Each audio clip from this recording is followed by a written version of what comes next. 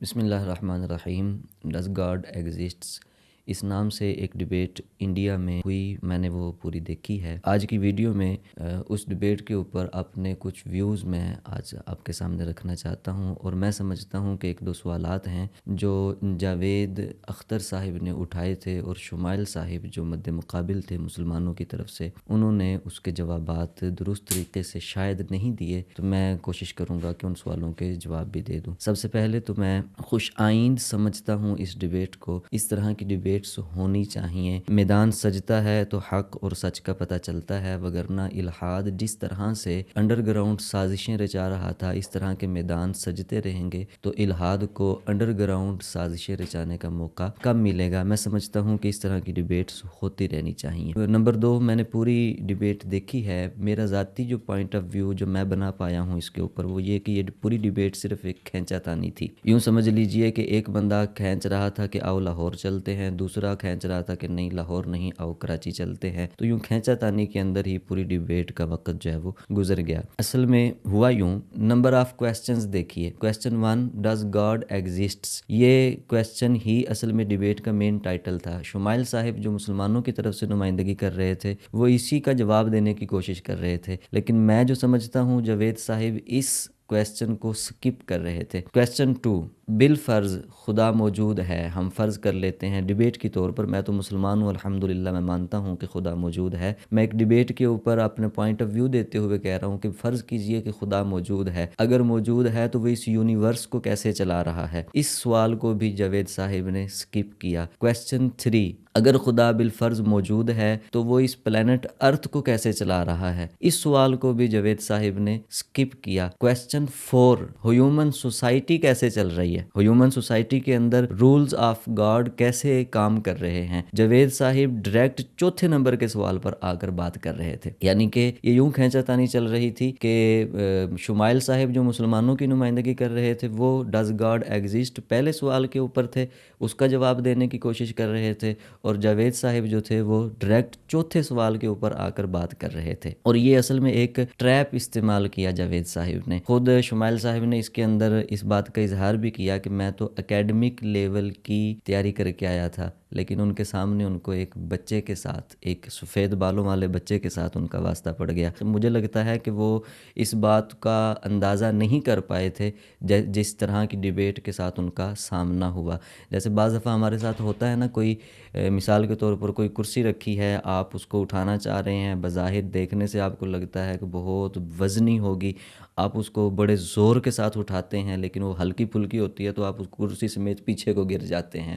مجھے یوں ہی لگا کہ شمائل صاحب بڑی اکیڈمک لیول کی تیاری کر کے آئے تھے کہ اتنی اعلیٰ پیمانے پر ڈیبیٹ ہونے جا رہی ہے، تو بڑی اعلیٰ قسم کی انہوں نے تیاری کی۔ آگے جب وہ آئے تو ان کو ایک بالکل سفید بالوں والے بچے کے ساتھ ان کا واسطہ پڑ گیا، اور پھر جو ہے وہ اپنے آپ کو قابو نہیں کر پائے۔ انہوں نے کوششیں تو بڑی کی اپنے آپ کو، سچویشن کو سنبھالنے کی، لیکن سنبھال نہیں پائے۔ جاوید صاحب نے یہ ٹریپ استعمال کیا۔ میرے خیال سے وہ جان بوجھ کر اکیڈمک لیول کی بحث کے اوپر نہیں آئے۔ دلیل تسلسل جو دلیل دے رہے تھے شمائل صاحب، اس دلیل کی طرف وہ جان بوجھ کر نہیں آ رہے تھے، وہ بالکل بچگانہ سوالات کر رہے تھے، بالکل بچوں والے ایموشنلی سوالات کر رہے تھے۔ وہ پہلے سوال کو چھوڑ کر ڈائریکٹ چوتھے سوال کے اوپر آ رہے تھے۔ وہ اس بات پر گفتگو ہی نہیں کر رہے تھے کہ خدا موجود ہے کہ نہیں ہے، وہ اس بات پر سوال کر رہے تھے کہ ہیومن سوسائٹی کیسے چل رہی ہے۔ تو انہوں نے جان بوجھ کے کیا۔ درمیان میں واجدی صاحب نے جب سوالات کا سیشن شروع ہوا، سوال شیر والا وہ ایک دلیل دے کر انہوں نے پھر سے سوال کیا، اس کو بھی جو ہے وہ سکپ کر گئے جاوید صاحب، جان بوجھ کر اس طرف آئے نہیں۔ اگر آتے اس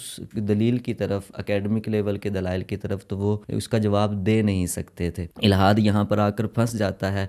اگر وہ آتے بھی تو ان کو نظریہ ارتقاء کی طرف جانا پڑنا تھا۔ نظریہ ارتقاء مکمل طور پر غیر سائنسی ایک نظریہ ہے، تو اس کو ثابت کرنا مشکل ہو جانا تھا، اس لیے جو ہے وہ اس طرف آ ہی نہیں رہے تھے۔ وہ صرف اور صرف اپنے آپ کو نچلے درجے کے اوپر رکھ کر باتیں کر رہے تھے۔ اچھا، اسی دوران انہوں نے ایک اور بھی کام کیا، انہوں نے غزہ کے بچوں کا بھی سوال بیچ میں جان بوجھ کر اٹھا دیا۔ مجھے لگتا ہے کہ جاوید صاحب کنٹروورسی کا شکار کرنا چاہ رہے تھے شمائل صاحب کو، اور شمائل صاحب جاوید صاحب کے اس کھیل میں بھی آ گئے، اور غزہ کے تعلق سے جو انہوں نے سوال اٹھایا اس کنٹروورسی کے اندر بھی وہ آ گئے۔ وہاں پر موجود لوگوں میں سے ہی ایک شخص نے اسی ڈیبیٹ کے دوران ہی اٹھ کر سوال بھی کیا کہ مجھے لگ رہا ہے کہ آپ اسرائیل کو ڈیفینس کر رہے ہیں غزہ کے ظلم کے مقابلے میں۔ یہ کھینچا تانی تھی، اور اسی کھینچا تانی کے اندر یہ ڈیبیٹ ختم ہو گئی، نتیجہ اس کا کچھ نہیں نکلا۔ جاوید صاحب اپنے ایک کام کے اندر کامیاب ہو گئے کہ وہ جو ہے وہ بچگانہ سوال کرتے رہے، اور شمائل صاحب اپنی طرف سے ان کو کھینچنے کی کوشش کرتے رہے کہ اکیڈمک لیول کے سوالوں کی طرف آ جاؤ، لیکن وہ نہیں آئے۔ یہ تو تھا میرا پوائنٹ آف ویو جو میں سمجھ پایا ہوں اس پوری ڈیبیٹ کے اندر کیا ہوا ہے۔ اب کچھ چیزیں ہیں جو میں اپنی طرف سے شامل کرنا چاہ رہا ہوں۔ میں سمجھتا ہوں کہ کچھ سوالوں کا مجھے جواب دینا چاہیے۔ پہلے نمبر پر تو شمائل صاحب نے جو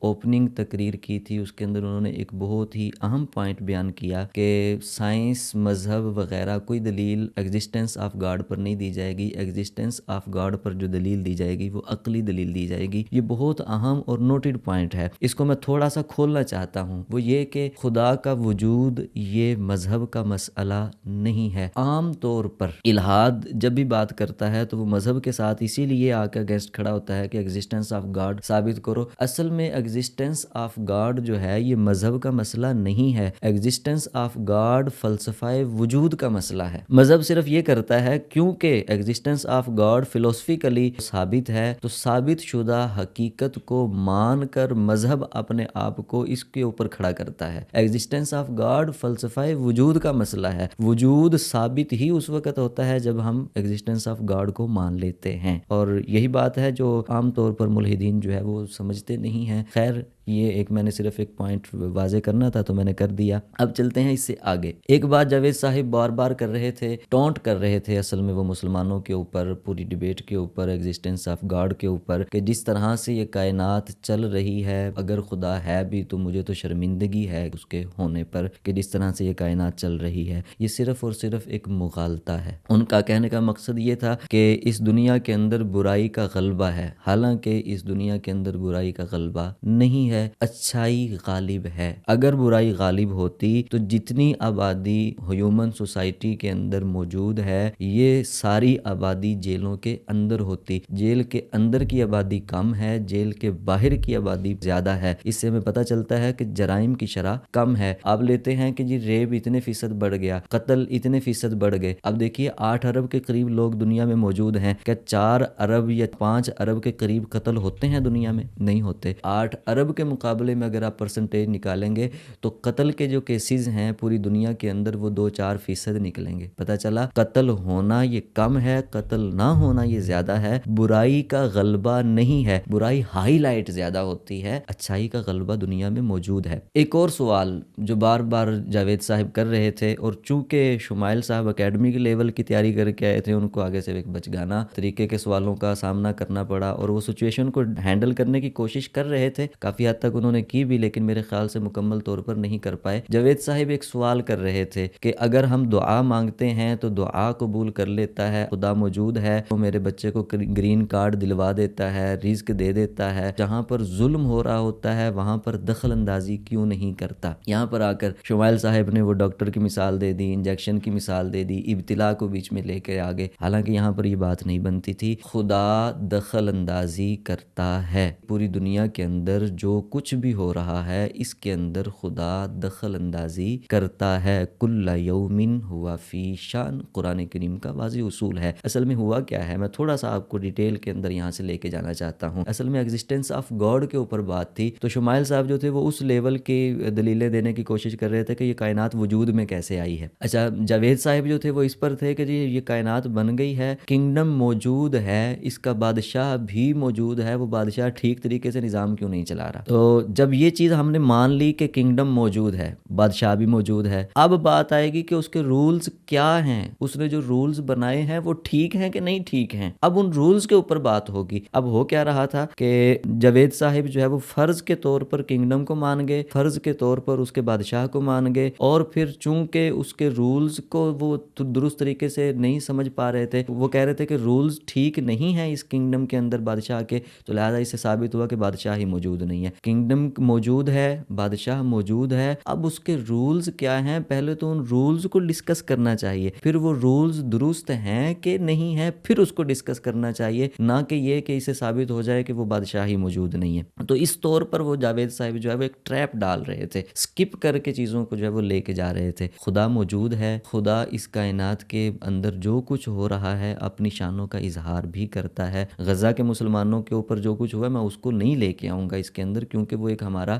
جذباتی معاملہ ہے، وہ ایک اسرائیل کا انتہائی ظلم ہے۔ میں اس سے ہٹ کر مثال دینا چاہ رہا ہوں کہ جہاں پر بھی دنیا کے اندر ظلم ہوتا ہے خدا کی دخل اندازی اس میں ہوتی ہے۔ کیسے ہوتی ہے یہ دیکھنا پڑے گا۔ خدا دخل اندازی کرتا ہے ایک جسٹس کے طور پر۔ میں اس کو سادہ مثال سے آپ کو سمجھاتا ہوں۔ ہمارے ہاں معاشرے میں ایک بندے نے فائر کیا، دوسرے بندے کو لگا، بندہ قتل ہو گیا، اب کیس عدالت میں جائے گا، اب جج فیصلہ کرے گا کس نے غلط کیا، کس نے ٹھیک کیا، کس کو سزا ہوگی، کس کو سزا نہیں ہوگی۔ ایسا تو نہیں ہوگا کہ جیسے ہی ادھر سے بندے نے قتل کا ارادہ کیا، پسٹل اس نے اٹھائی، اس کے اندر اس نے گولی بھری اور ادھر سے جج صاحب آ جائے، نانا نانا قتل نہ کرنا، قتل نہ کرنا، میں جج تمہیں جو ہے وہ حکم دے رہا ہوں کہ تم قتل نہ کرنا۔ ایسا نہیں ہوتا، جرم ہو جاتا ہے، اس کے بعد کیس عدالت میں پہنچتا ہے، پھر اس کے درمیان فیصلہ کیا جاتا ہے۔ ظلم کے معاملے میں خدا کا جب پریزنس آتی ہے تو وہ ایک جسٹس کے طور پر آتی ہے۔ اللہ پاک نے قرآن کریم میں اس کو واضح طور پر بیان فرمایا۔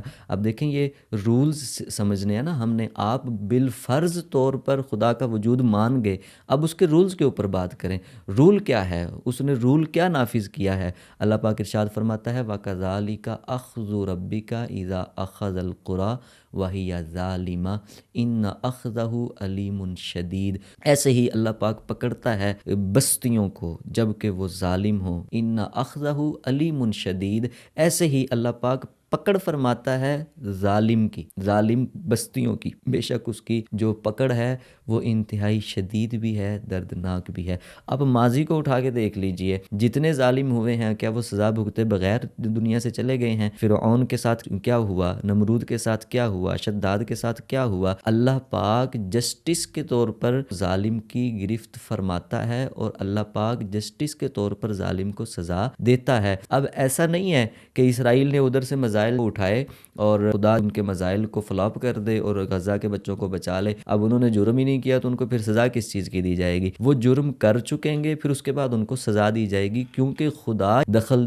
اندازی کرتا ہے ظلم کے معاملے میں جسٹس کے طور پر۔ اب آپ کہیں گے کہ جو پھر بچوں کو بچا ہی لیا جاتا، اب وہ بچے تو مر گئے ہیں، اب اس کے بعد جو ہے وہ انصاف ملے بھی تو اسے کیا فائدہ ہوگا؟ بچوں کو مرنے کیوں دیا گیا؟ ظلم ہونے ہی کیوں دیا جاتا ہے؟ اب اس کا جو ہے وہ فلسفہ سنیں۔ قرآن کریم میں اللہ پاک سورہ آل عمران میں بتاتا ہے، اب دیکھیں ایگزسٹنس آف گاڈ کی بات تھی، تو جب چونکہ جاوید صاحب جو ہے وہ رولز کے اوپر آگے، تو اس لیے میں قرآن کریم سے مثالیں دے رہا ہوں، کیونکہ قرآن کریم میں اللہ پاک نے اپنے رولز بتائے ہوئے ہیں۔ آپ بالفرض طور پر بادشاہ کو مان گئے ہیں تو بادشاہ نے جو اپنے رولز دیے ہیں وہ رولز ہی میں آپ کو پڑھ کے بتاؤں گا نا۔ ان رولز کے اندر اگر کوئی خامی ہو تو پھر اس کے اوپر ڈیبیٹ کر سکتے ہیں، آپ وہ بتا سکتے ہیں۔ اللہ پاک نے ارشاد فرمایا وَلِيَعْلَمَ اللَّهُ الَّذِينَ آمَنُوا، تاکہ پہچان کروا دی جائے ایمان والوں کی۔ کیوں ظلم ہونے کے بعد ہی ظالم کو سزا دی جاتی ہے؟ پہلے مسلمانوں کو مرنے ہی کیوں دیا جاتا ہے؟ نمبر ایک، وَلِيَعْلَمَ اللَّهُ الَّذِينَ آمَنُوا، اس لیے تاکہ ایمان والوں کی پہچان کروا دی جائے، یہ دکھا دیا جائے کہ ایمان والے صرف اوپر اوپر سے کلمہ نہیں پڑھتے، ان کے اوپر مزائل برس رہے ہوں پھر بھی یہ کلمہ پڑھتے ہیں، یہ اپنے اللہ سے بہت شدید قسم کی محبت کرتے ہیں، یہ پھرتے نہیں اپنے ایمان سے۔ وَيَتَّخِذَ مِنْكُمْ شُهَدَاءَ، شہادت کا رتبہ دینے کے لیے ایک مثال ہے۔ میں پاکستان میں چونکہ بیٹھا ہوں، پاکستان کا ایک ہے نشان حیدر دیا جاتا ہے، ایک ایوارڈ ہے نشان حیدر، اور یہ جو ہے وہ جنگ کے اندر ایکسٹرا آرڈنری جو حصہ لیتا ہے اور شہادت کا رتبہ پاتا ہے اس کو نشان حیدر دیا جاتا ہے۔ اگر بارڈر کے اوپر جو فوج بھیجی ہی نہ جائے، ان کو شہید ہی نہ ہونے دیا جائے، تو نشان حیدر رکھا کس لیے ہوا ہے؟ اللہ پاک نے شہادت کے بھی بہت سارے فضائل رکھے ہوئے ہیں، شہید ہوں گے تبھی تو ان کو وہ ایوارڈز ملیں گے نا۔ تو اللہ پاک نے ارشاد فرمایا اس لیے بھی یہ ہونے دیا جاتا ہے وَيَتَّخِذَ مِنْكُمْ شُهَدَاءَ، گا تاکہ تمہیں شہادت کا رتبہ عطا کیا جائے۔ مزید ارشاد فرمایا وَلِيُمَحِّصَ اللَّهُ الَّذِينَ آمَنُوا، ایمان والوں کی ایمانی قوت لوگوں کے سامنے واضح کرنے کے لیے، وَيَمْحَقَ الْكَافِرِينَ، اور اس لیے بھی تاکہ یہ کافر جو ہے وہ اپنا جرم کر لیں۔ اگر انہوں نے جرم کیا نہیں تو جرم کی سزا نہیں دی جائے گی، وہ جب جرم کر لیں گے اب اللہ پاک کی انصاف آئے گا اور ان کو سزا دی جائے گی۔ پیچھے ماضی میں بھی ایسا ہی ہوا ہے، آئندہ بھی ایسا ہی ہونا ہے، اور رول بھی یہی ہے، جرم ہو جانے کے بعد مجرم کو سزا دی جاتی ہے، نہ یہ کہ اس نے جو ہے وہ پسٹل اٹھایا اور ابھی جو اس نے جو ہے وہ گن بھری ہی تھی اور آ کر جو ہے وہ اس کو پھانسی کی سزا دے دی جائے۔ ایسا نہیں کیا جاتا، جرم ہو جاتا ہے اس کے بعد ہی سزا دی جاتی ہے۔ اچھا، اس کے بعد قیامت کے معاملات جو ہیں، قیامت کے دن جو انصاف ہوگا وہ ایک الگ بات ہے۔ دنیا کے اندر ہی یہ جو ہے وہ انصاف کا ترازو رکھا جاتا ہے، جو ظالم ہوتا ہے وہ اپنے ظلم کی سزا بھگت کر ہی دنیا سے جاتا ہے۔ تو یہ ایک بڑی واضح سی مثال تھی۔ ایسے ہی شمائل صاحب جو ہے وہ انجیکشن کی طرف چلے گئے، ڈاکٹر کی طرف چلے گئے، تو اصل میں یہی سمجھتا ہوں کہ وہ اکیڈمک لیول کی تیاری کر کے آئے تھے اور ان کو جو ہے وہ سچویشن اور طرح کی ان کے سامنے آئی تو وہ اس کو ہینڈل کرنے کی انہوں نے کوشش تو کی، میرے خیال سے وہ پوری طرح سے نہیں کر پائے۔ بہرحال ڈیبیٹ اچھی تھی، ہونی چاہیے ایسی اور بھی ڈیبیٹس، اور خاص طور پر تیاری کے ساتھ ہونی چاہیے۔ اللہ پاک ہمیں درست طریقے سے اسلام کو سمجھنے کی توفیق عطا فرمائے، درست طریقے سے حق کو سمجھنے کی توفیق عطا فرمائے، اور حق کے رستے پر ہمیں اللہ پاک چلنے کی توفیق عطا فرمائے۔